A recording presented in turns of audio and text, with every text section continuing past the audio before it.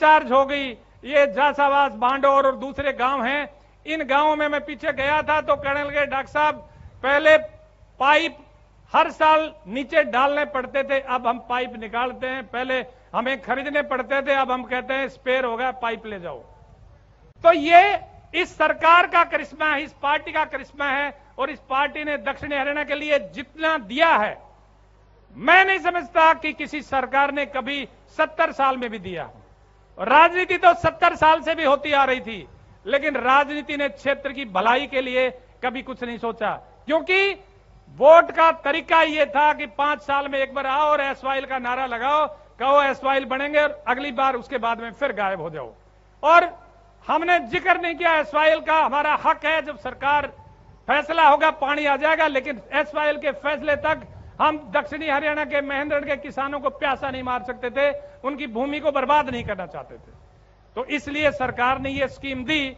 आपके पास आप जयपुर में पेशेंट्स ले जाते हैं, हम सारे के सारे रास्ते में सीरियस पेशेंट्स, आधे पेशेंट दम तोड़ जाते हैं। और अब मात्र एक अनुरोध पे 700 करोड़ की लागत पे 710 बेड का मेडिकल कॉलेज आपके पास बन के तैयार हो रहा है।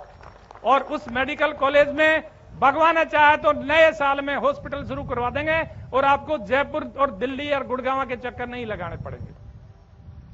आपके पास 1200 एकड़ में बसीरपुर घाटा शहर में लॉजिस्टिक हब बन रहा है, थोड़ी सी उसमें कसर रह रही है, वो मेरे ख्याल से अगले 2 महीने में रिजोल्व हो जाएगा, लेकिन उसका बाहर का सारा काम करवा दिया, 4 लेन का नेशनल हाईवे बना दिया वहां तक, और पानी की कच्चे पानी की लाइन वहां तक बिछा दी, रेल की पटरी डाबला रेलवे स्टेशन से वहां तक आ गई, सारा काम कंप्लीट है। और भगवान ने चाहा तो इस साल के अंत तक आप उसको भी आगे बढ़ते हुए देखोगे।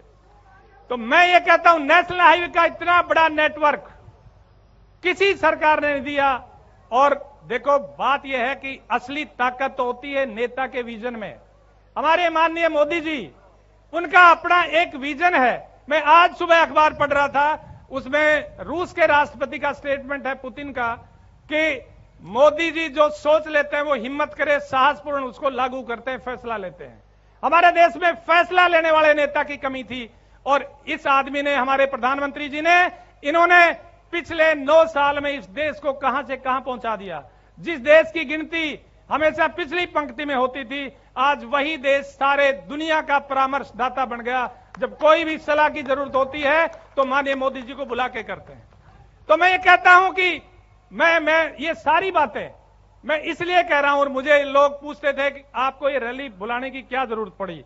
मैंने कहा इस रैली से मैं सिर्फ एक बात देखना चाहता हूं कि लोग विकास की राजनीति में कितना विश्वास करते हैं। और आज मैं धन्य समझता हूं अपने आप को कि आपने सुबह से इतना लंबी लाइन लगा दी, लोग आ रहे हैं, जा रहे हैं, लंबी लंबी लाइनें। मैं आपकी हिम्मत को, आपके विश्वास को दाद देता हूं कि सुबह 10 बजे से आप बैठे हैं और मेरे ऊपर यह एहसान है। तो दोस्तों, सकारात्मक काम करो, सकारात्मक सोचो।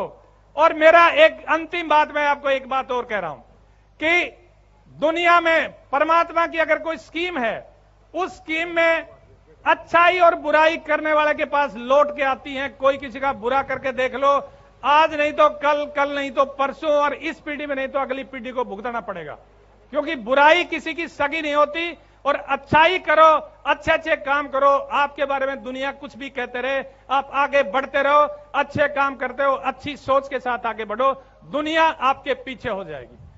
बहुत मेहरबानी। मैं सिर्फ एक अपने इलाके की एक अंतिम एक मांग रखता हूं, क्योंकि प्रदेश अध्यक्ष जी और प्रभारी जी दोनों बैठे हैं, और मैं इनसे निवेदन करूंगा कि माननीय मुख्यमंत्री जी से हमारी ये मांग जरूर पहुंचाएं। देखिए, अब हमारे पास इस इलाके में पानी की कमी कोई नहीं है, नेशनल हाईवे का बहुत अच्छा नेटवर्क है, हमारे पास कुशल और अकुशल दोनों तरह के कारीगर उपलब्ध हैं। एजुकेशन में हमारा जिला हरियाणा के अग्रणी जिलों में से है, जमीन के भाव सारी एनसीआर में सबसे सस्ते हैं, और रेलवे के फ्रेट कॉरिडोर पे हमारा जिला स्थित है, जहां लॉजिस्टिक हब बन रहा है, सीधा सारे हिंदुस्तान की बंदरगाहों से हमारा जिला जुड़ा हुआ है। तो मेरा निवेदन है कि हम मात्र दिल्ली से 135 किलोमीटर की दूरी पे हैं, इस जिले को उद्योग की जरूरत है, इस जिले की उद्योगीकरण की जरूरत है। हमारे ये बच्चे जो बेरोजगारी बढ़ रही है, मेरा एक सपना है कि इस जिले में एक बड़ी उद्योग की यूनिट यहां लगाई जाए, और एक यूनिट यहां लग गई तो इस जिले में उद्योग की लाइन लग जाएगी। जिस दिन औद्योगिकरण इस जिले का हो जाएगा तो हमारे जिले का एक भी नवयुवक बेरोजगार नहीं रहेगा।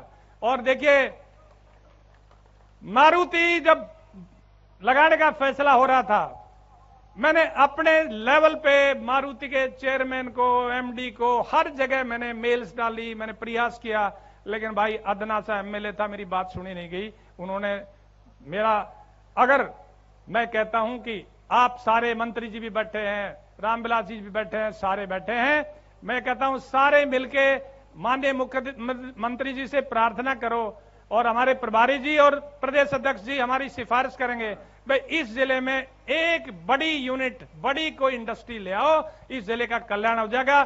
धन्यवाद, जय हिंद। आप लोगों का पुनः बहुत बहुत आभार, धन्यवाद, आप इतनी संख्या में आए।